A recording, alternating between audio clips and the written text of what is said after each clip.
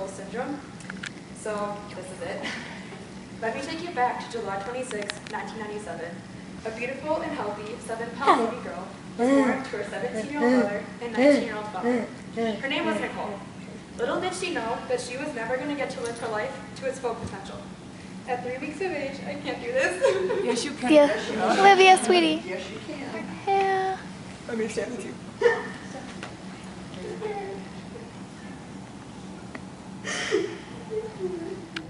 Nicole had a spiral fracture in her upper right arm. Her dad said it was an accident, and they released her to her parents that night. 3 weeks after that, Nicole returned to the hospital with her mother, as she had vomited up to 10 times that day. She was yet again released by the hospital. At 7 weeks of age, just 4 days after Nicole's recent visit to the hospital, her mom went home to find out that Nicole's eyes looked a little different, so she immediately took her to the hospital. As Nicole was taken away by the doctors, she called her boyfriend up and asked him what had happened and what was wrong, and he, quote unquote, said, "Just tell him that you accidentally jumped in the bathtub." So she did. Well, Nicole had 11 broken ribs, multiple skull fractures, a fractured right leg, subdural hematomas, and bleeding behind both of her eyes. Nicole was placed into a drug-induced coma and also placed on life support. That was not a drop in the tub. They discovered that Nicole was a victim of child abuse and was diagnosed with shaken baby syndrome. I caution all of you that you can take something out of my speech today, as nothing is worse than seeing a 7-pound baby girl so vulnerable and helpless.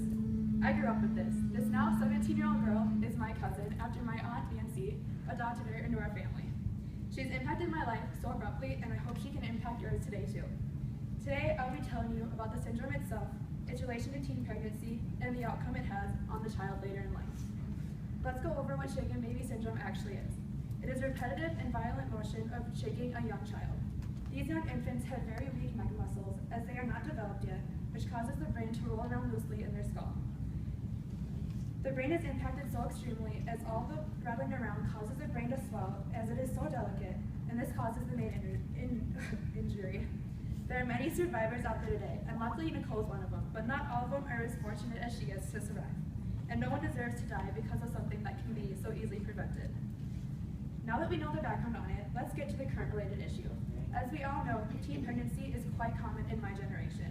Since we are so young and not always ready to be parents, we are put under a lot of stress and become very frustrated really fast. Well, babies cry a lot, and usually the crying creates a whole new level of frustration for the parents, and that they don't know how to handle it. Sometimes it gets the best of them, and the only thing they can think of doing while holding their child while it's crying is to shake it. This was the case as Nicole had been crying, and he got so frustrated that he just decided to shake her. Although he never accepted responsibility or admitted to his wrongdoing, he was later convicted and served 10 years in jail. Shaking a child is never worth it. These teen parents have gotten the best of Nicole, but she's the real winner today. Today, Nicole is living her life to its full potential, but not so normally. She can't walk, she's too fed, she can't talk, and she has the mindset of a 3-month-old. She overcomes everyday obstacles that her parents have inflicted on her. She has had such an impact on all the people around her. She has changed us for the better. I can tell her anything, and I know she's not going to go and tell anyone my story. She is a 12th grader at John Marshall High School in Rochester, Minnesota with me, and she loves going to school every day, unlike me, but it's still not a joyride for her. She won't get to experience prom or use a cell phone overly like I do, go on social media, which we shouldn't, and even gets to sit in the stands feel the thrill of being at her homecoming football game.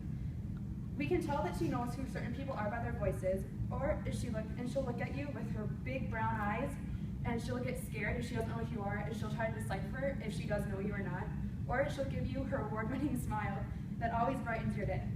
She has taught me to be a better person and to not judge people on what happened to them. If they're people or kids just like her, you have no idea what they go through every single day.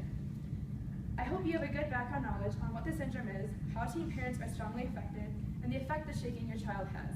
My hope for you today is that you never hurt your child the way Nicole was hurt. She has these beautiful baby brown eyes that lead us to wonder what she's thinking about, as she can't always tell us. She's encountered the ultimate betrayal of trust and abuse, and that no one deserves to go through. Her life was taken from her 17 years ago, and I pray that you never do that to your own.